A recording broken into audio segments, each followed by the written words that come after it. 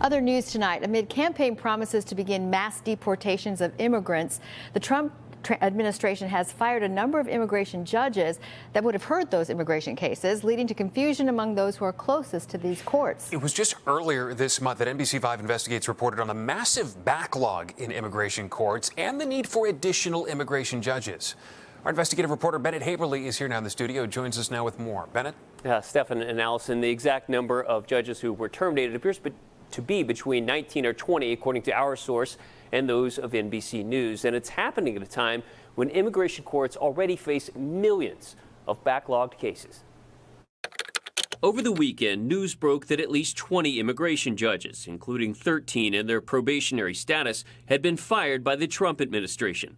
One took to LinkedIn to post about her firing, writing, quote, "The firing occurred despite the fact that immigration court has in the neighborhood of 3.5 million pending cases, and the Department of Justice is asking Congress for more money to hire people."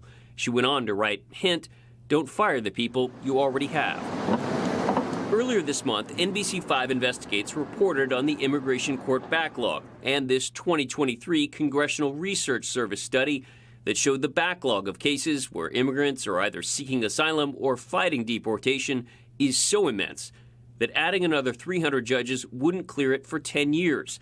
In fact, the same study pointed out that it would take an additional 700 judges, more than 1,300 in total, to clear the backlog by 2032. It's hard to put it into perspective when you really think about it, because essentially it's charging each immigration judge with 4,000 or 5,000 cases, and that's just a huge docket when you compare that to just about any other court. Retired immigration judge James Fujimoto says immigration courts have historically been underfunded, and because they operate under the executive branch's Department of Justice, what gets prioritized can change depending on who's in office. They're saying they're going to put these people on a fast track to get out of our country.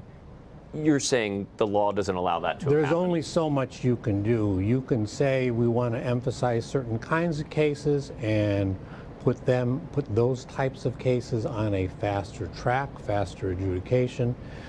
That you can do, you know, if you're in charge. Good morning, and thank you for being here. News of the firings drew a rebuke Monday from Democratic members of Congress, including Illinois Representative Chuy Garcia. This is the wrong way to go. We need more immigration judges, not less. And we reached out to the Department of Justice and the White House today asking for an explanation on these firings. We are still waiting for a response. In the meantime, retired Judge Fujimoto told me today he too was unclear why the Trump administration would want to get rid of judges, as they would be the ones to hear and decide these cases. It is not clear if the Trump White House wants to use a procedure known as expedited removal to try to cut out judges from this process. Stephen? Bennett Haeberle asking some good questions for us tonight. Bennett, thank you so much.